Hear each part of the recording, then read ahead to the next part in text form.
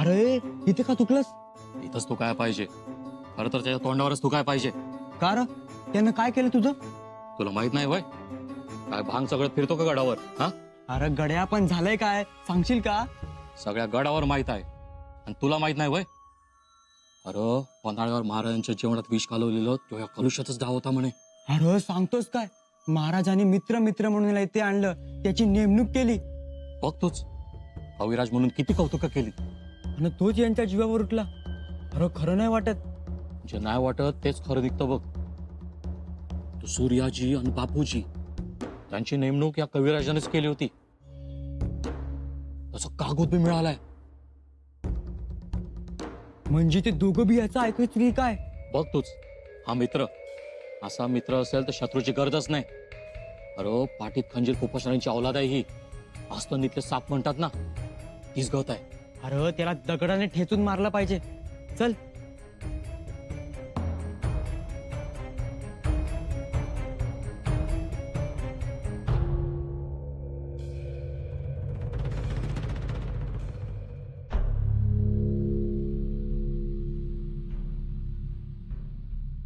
मातोश्री, या.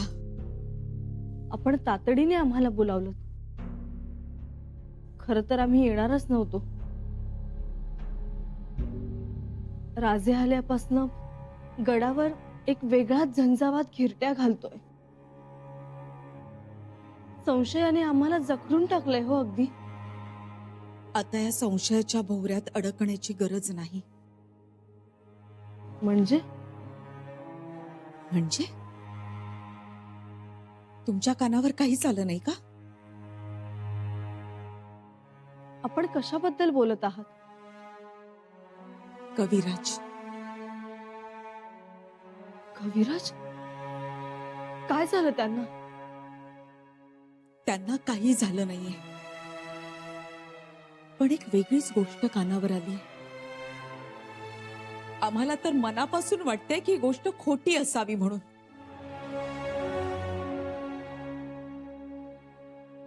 मातोश्री, सुनबाई, पन्हाळगडावर बापूजी आणि सूर्याजी ज्यांनी शंभूराजेंबरोबर घातपात करायचा प्रयत्न केला, त्यांच्या जेवणात विष मिसळलं, त्यांची गडावरची नियुक्ती कविराजांनी केली होती म्हणे.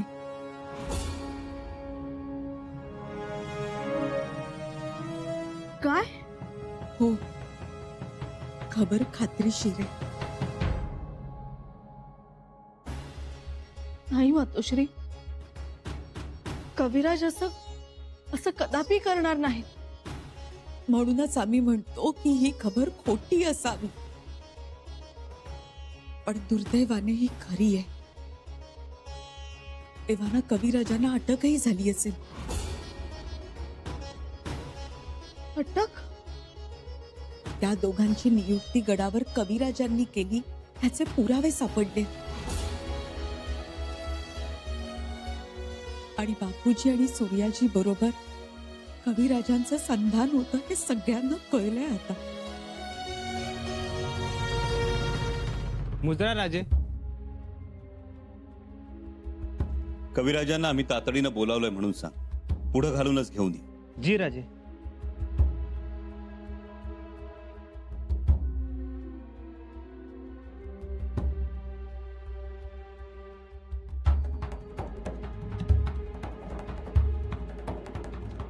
राजे, राणीसाहेब, आम्ही खरं तर येणार नव्हतो, परंतु महत्वाची बाब आपल्या कानावर घालायची म्हणून आलो. महत्वाची बाब? बोला. राजे, बाब महत्वाची असली तरीही तिची सत्यता आपण पडताळून पाहावी आणि विचारपूर्वक निर्णय घ्यावा. राणीसाहेब, काय झालंय? असं का बोलता आहात? गडावर अशी चर्चा आहे की बापूजी आणि सूर्याजीची नियुक्ती म्हणजे ज्यांनी आपल्याला जेवणातून विष दिलं त्यांची नियुक्ती आपल्याच खास माणसानं केली होती. आमच्या खास माणसाने? कोणी?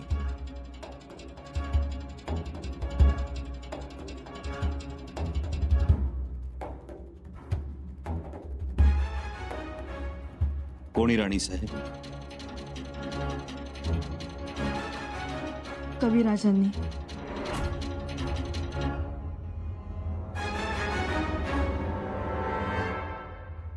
काय? कवी कलशांनी? नाही नाही राणी साहेब, हे शक्य नाही. म्हणजे गडावर जी चर्चा आहे ती आम्ही तुम्हाला सांगितली. राणी साहेब, कविराज असा विचार सुद्धा करू शकत नाही. तुम्ही जाणता कविराजांचं आमच्यावर किती प्रेम आहे ते. आमच्यासाठी प्राणांची सुद्धा पर्वा न करणारे आहेत ते.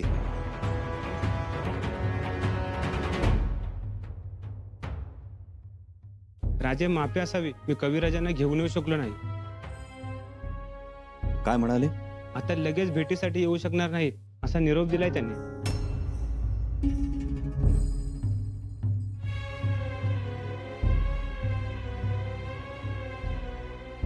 ठीक.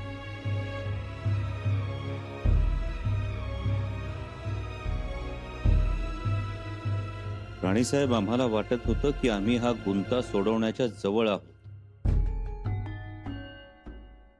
पण गुंता मात्र वाढतच चालला.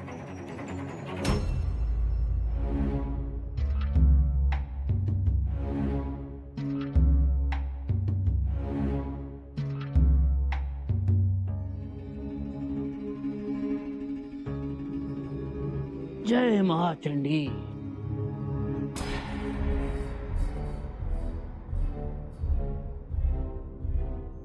बाळराजे, आपण इथे?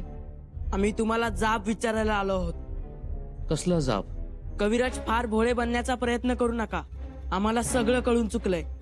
आम्हाला तर फक्त तुमच्या तोंडून कबुली जबाब ऐकायचा आहे. कसला कबुलीचा बाब? तुमच्या गुन्ह्याचा, आम्ही कसला गुन्हा केला?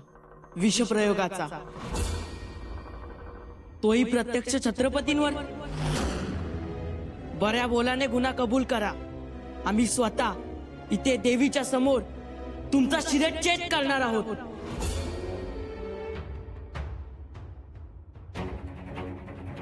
बाळराजे, तुम्ही काय ऐकलं, तुम्हाला काय कळलं आम्हाला माहिती नाही. पण एकच सांगतो,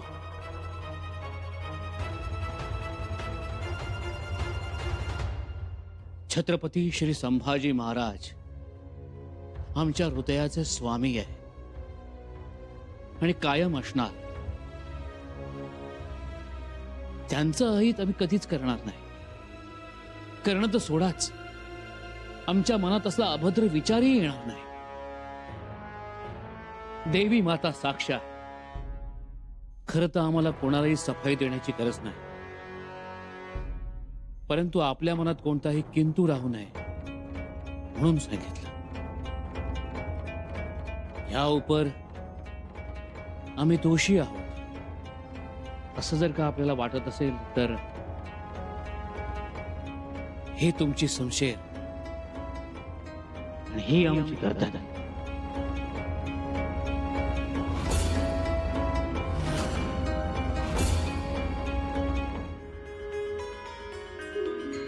एवढा जीवाला जीव देणारा आमचा जिवलग, आमच्यावर अतूट निष्ठा असणारा,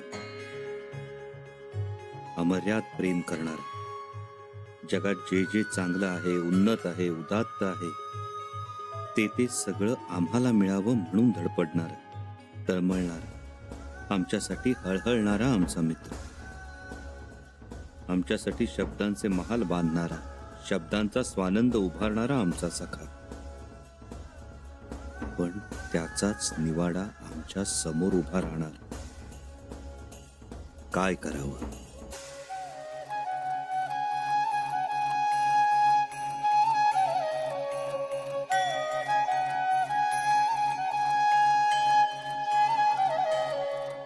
अस्वस्थ आहात?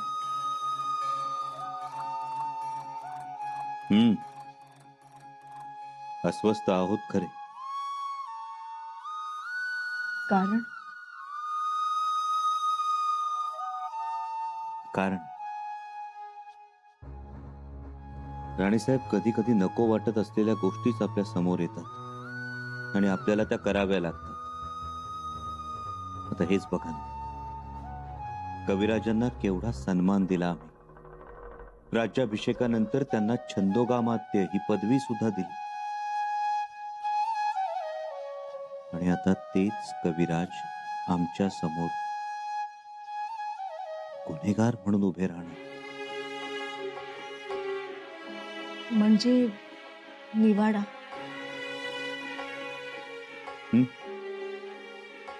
निवाडा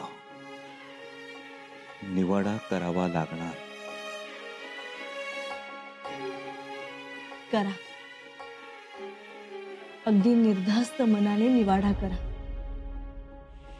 त्याला सामोरं जा. तुमच्या मनासारखं होईल सगळं. खरंच? होय राजे. कोणतीही खंत बाळगू नका. अगदी निर्धास्त मनाने निवाड्यास सामोरं जा. आबासाहेबांचं स्मरण करा. कोणतीही गोष्ट विपरीत घडणार नाही, कारण येणारा प्रत्येक दिवस हा तुमचा असेल. राजे, तुमची आणि कविराजांची मैत्री अखंड राहील.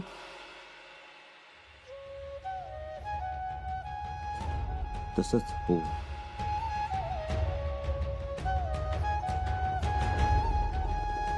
जगदम जगदम. हा अनाजी पंत म्हणजे काय मामूली गोष्ट वाटली तुम्हाला? हा, स्वराज्याची जमीन मोजणारा मी, माणसं मोजणाराही मीच, आणि प्रसंगी खऱ्यासाठी जीवाची पर्वा न करणाराही मीच. खऱ्यासाठी? तुम्हाला एकदा नाही हजारदा सांगितलं, ही सत्याची लढाई आहे. खरंच हो. कसं काय जमतं तुम्हाला? त्यासाठी चातुर्य लागतं. एक वेळ माझ्याकडे वाघासारखी शक्ती नसेल, पण चातुर्य तर आहे. आणि माणसाकडे शक्ती नसली तरी चालेल, पण बहिरी ससाण्याची झेप पाहिजे, गिधाडाची चोच पाहिजे. ती तुमच्याकडेच आहे. ती तुमच्याकडेही पाहिजे. माझ्याकडे तर आहेच. म्हणून तर हा अनाजी तरलाय.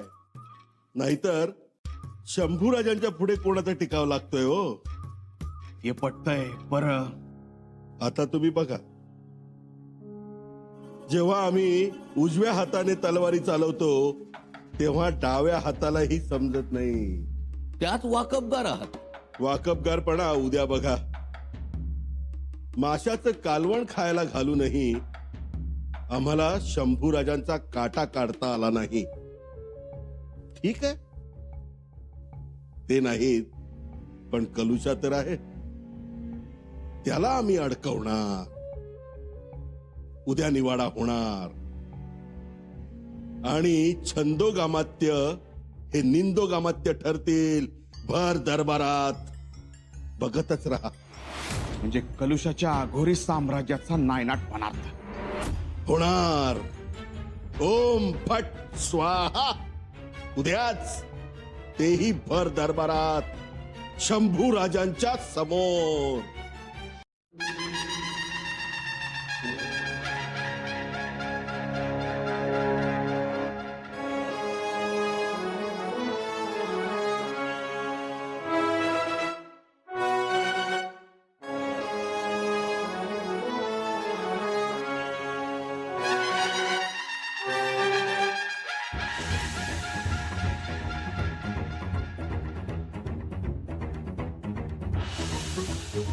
राजे, दरबाराचं कामकाज सुरू करण्याची परवानगी द्यावी. परवानगी आहे. राजे, आपण गडावर नसल्याने बरीच पत्र आणि खलिते रायगडावर येतात. त्यातील महत्वाचे पत्र आणि खलिते आम्ही पन्हाळगडावर पाठवतो. पण आज काही कज्जे आहेत. त्यासाठी 4 दिवसापासून काही मंडळी थांबली आहेत, म्हणून आज काही कज्जे. बाळाजी पंत, हे कज्जे आपणही सोडवू शकतो. राजाला कशाला अडकवताय त्यात? शिवाय प्रल्हाद पंत आहे ती, काझी हैदर आहे ती, त्यासनी ते सोपवा. हो, पण माझ्या समोर आता एक वेगळा कज्जा आहे. तो मात्र राजांनी सोडवला पाहिजे. राजे, परवानगी आहे? परवानगी आहे. राजे, विषय नाजूक आहे. परंतु महत्वाचा आहे. हो राजे, सापाच्या मस्तकात विष असतं, विंचवाच्या नांगीत विष असतं, हे आपण जाणतात. परंतु कधी कधी एखादा मनुष्य हसतो, गोड बोलतो, सत्याचं सोंग आणतो, भक्तीचा भंडारा मस्तकी मागतो, निष्ठेचा एकमुखी रुद्राक्ष घालतो, सहमतीचे भस्म चर्चितो. परंतु एक ना एक दिवस सगळ्या गोष्टी उघड होतात. हो पंत, कोणाबद्दल बोलतात तुम्ही? तुमच्याबद्दल नाही. हो, ते कळलं मला. म्हणजे नमनालाच घडाभर तेल जाळताय तुम्ही. बाळाजी पंत, गोष्टी स्पष्टपणे दरबारासमोर याव्यात एवढीच विनंती. कारण राजांचा वेळ फार मौलिक आहे, तेव्हा जे काही बोलायचं असेल ना ते तातडीने बोला. राजे, आम्हाला तुमच्या साक्षीनं तुमच्या हातून एक निवाडा करून घ्यायचा आहे.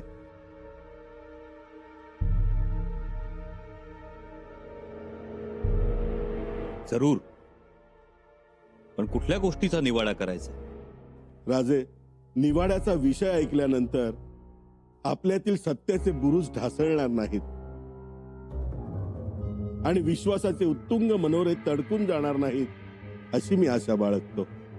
अहो, काही बुरुज ढासळत नाही. तुम्ही स्वतःला ढासळण्यापासून वाचवा. स्पष्ट बोला, कोणाचा निवाडा करायचा आहे? राजे, आज आपल्याला या दरबारात छंदोगामात्य अर्थात कवी कलश, म्हणजे तुमच्या भाषेत कलुषाचा, त्याचं काय? राजे, कवी कलशाचा निवाडा करायचा आहे.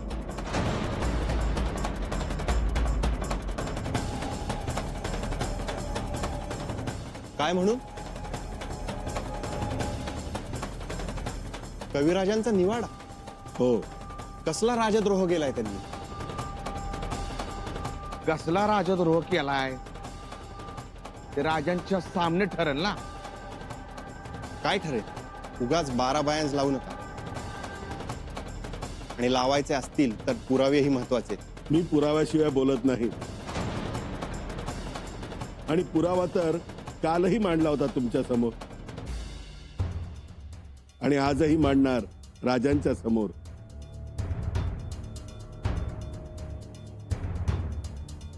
राजे, न्याय झाला पाहिजे.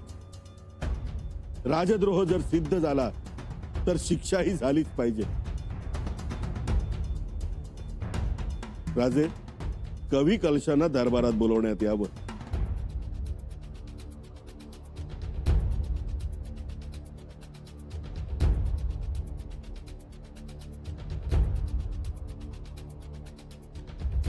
कवी कलश यांना दरबारात हजर करा. कलश यांना दरबारात हजर. कवी कलश यांना दरबारात हजर.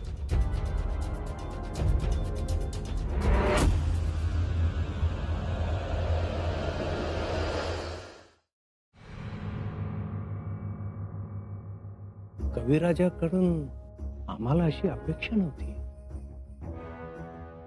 अहो, इथं कोणाला होती हो? आ, ते राजाने त्यांच्यावर किती विश्वास ठेवला होता. अहो, परका माणूस असून सुद्धा राजांनी जीव लावला, सावली दिली. आणि यांनी केला विश्वासाचा उन्हाळा. काय उपयोग हो?